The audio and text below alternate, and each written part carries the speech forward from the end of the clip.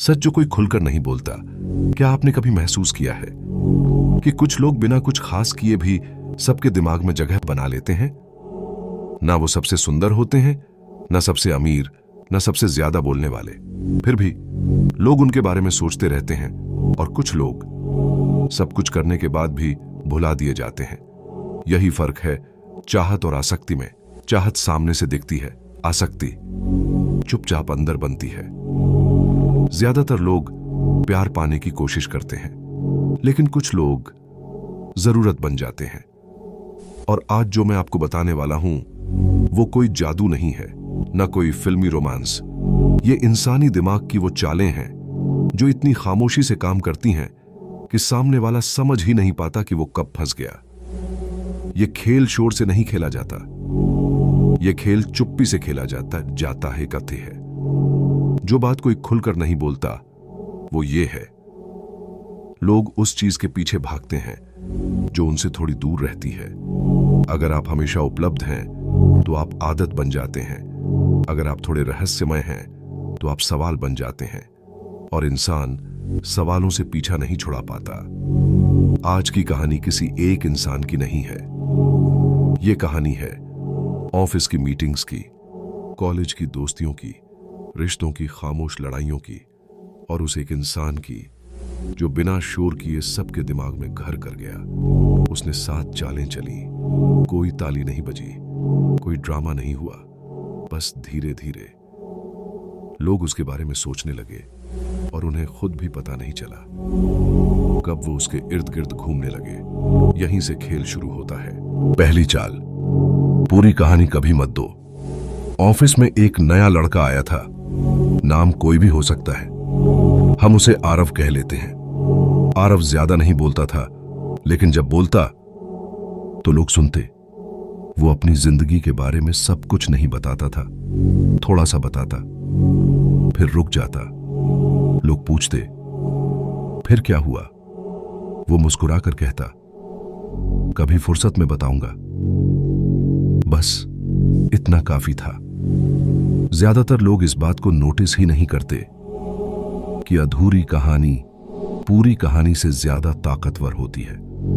जब आप सब कुछ खोल देते हैं तो दिमाग के पास सोचने को कुछ नहीं बचता, लेकिन जब आप रुक जाते हैं दिमाग खुद बाकी कहानी लिखता है। और इंसान जिस कहानी को खुद लिखता है उससे वो अलग नहीं हो पाता। यहीं से आसक्ति की शुरुआत होती है। आरव ने कभी किसी को इंप्रेस करने की कोशिश नहीं की। वो बस पूरी तरह खुला नहीं। रहस्य आकर्षण से ज्यादा गहरा होता है। याद रखिए, जो पूरी तरह समझ आ जाए वो धीरे धीरे बोर कर देता है। दूसरी चाल, प्रतिक्रिया में देरी। एक दिन मीटिंग में किसी ने आरव को चुनौती दी। हल्की सी तंज भरी बात। कमरे में सन्नाटा था। सबको लगा वो तुरंत जवाब देगा या नाराज होगा, लेकिन उसने कुछ नहीं कहा। वो बस पानी पिया, नोटबुक बंद की और बोला ठीक है, देखते हैं। बस इतना। उसने अपनी प्रतिक्रिया रोक ली। ज्यादातर लोग भावनाओं में तुरंत जवाब देते हैं और वहीं अपनी ताकत खो देते हैं। जो इंसान तुरंत प्रतिक्रिया नहीं देता वो सामने वाले के दिमाग में जगह बना लेता है। क्यों? क्योंकि अब सामने वाला सोचता है वो क्या सोच रहा होगा। और जब आप किसी के दिमाग में सवाल छोड़ देते हैं तो वो बार बार आपको याद करता है। रणनीतिक चुप्पी सबसे गहरी आवाज होती है। यहीं से खेल चुपचाप बदलता है। तीसरी चाल, अनिश्चित इनाम। आपने देखा होगा कुछ लोग कभी बहुत ध्यान देते हैं, फिर अचानक दूर हो जाते हैं। ये बचकाना खेल नहीं है, ये दिमाग की केमिस्ट्री है। आरव कभी कभी किसी की मदद करता, फिर कुछ दिन दूरी बना लेता। वो हमेशा उपलब्ध नहीं था और यही वजह थी लोग उसके छोटे छोटे इशारों को भी ज्यादा महत्व देने लगे। ज्यादातर लोग इस जाल में फंस जाते हैं।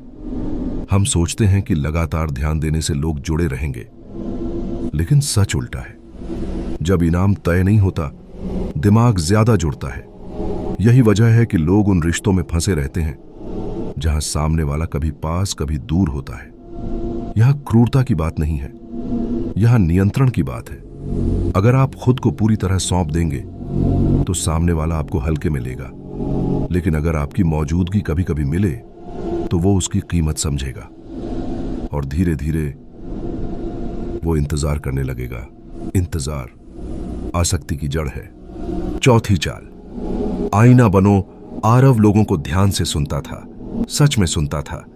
जब कोई अपनी परेशानी बताता, वो सलाह नहीं देता था, वो वही शब्द दोहराता जो सामने वाला बोल चुका था, और सामने वाला सोचता ये मुझे समझता है। जो बात कोई खुलकर नहीं बोलता वो ये है, लोग उस इंसान से जुड़ते हैं जो उन्हें खुद से मिलवाता है। अगर आप सामने वाले की भावनाओं को शब्द दे दें तो वो आपको खास समझने लगता है। ये जादू नहीं है, ये ध्यान है। ज्यादातर लोग बोलने में लगे रहते हैं, जो सुन लेता है वो दिल में उतर जाता है, और जब कोई आपको समझे जाने का एहसास देता है तो आप उससे अलग नहीं होना चाहते। पांचवी चाल, सीमाएं खींचो। एक बार एक सहकर्मी ने आरव से कहा, तुम तो हर काम संभाल लेते हो, ये भी कर दो। आरव मुस्कुराया और बोला, इस बार नहीं, ना गुस्सा ना सफाई, बस सीधी सीमा।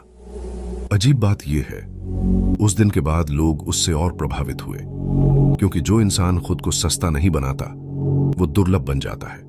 आत्मसम्मान सबसे बड़ा आकर्षण है। अगर आप हर बार हां कहेंगे तो आप सुविधा बन जाएंगे। अगर आप कभी कभी ना कहेंगे तो आप मूल्य बन जाएंगे, और लोग मूल्य खोना नहीं चाहते। यहीं से सम्मान जन्म लेता है, और सम्मान से गहरी आसक्ति। छठी चाल, भावनात्मक संतुलन। एक पार्टी में सब हंस रहे थे, शोर था, लेकिन आरव शांत था, मुस्कुरा रहा था पर बह नहीं रहा था। ज्यादातर लोग भीड़ में अपनी पहचान खो देते हैं। जो खुद में स्थिर रहता है वो अलग दिखता है। भावनात्मक संतुलन का मतलब ठंडा होना नहीं है, मतलब है आप अपनी भावनाओं के मालिक हैं। जब सामने वाला गुस्से में हो और आप शांत हो तो ताकत आपके पास आ जाती है। लोग उस इंसान से जुड़ना चाहते हैं जो उन्हें स्थिरता दे सके, और जब आप किसी के लिए स्थिर जमीन बन जाते हैं तो वो बार बार आपकी तरफ लौटता है। यहीं से गहराई पैदा होती है। सातवीं चाल, अनुपस्थिति की ताकत। सबसे आखिरी चाल सबसे खामोश है। एक दिन आरव ने छुट्टी ली। कोई खास वजह नहीं बताई, बस नहीं आया, और उस दिन ऑफिस में अजीब खालीपन था।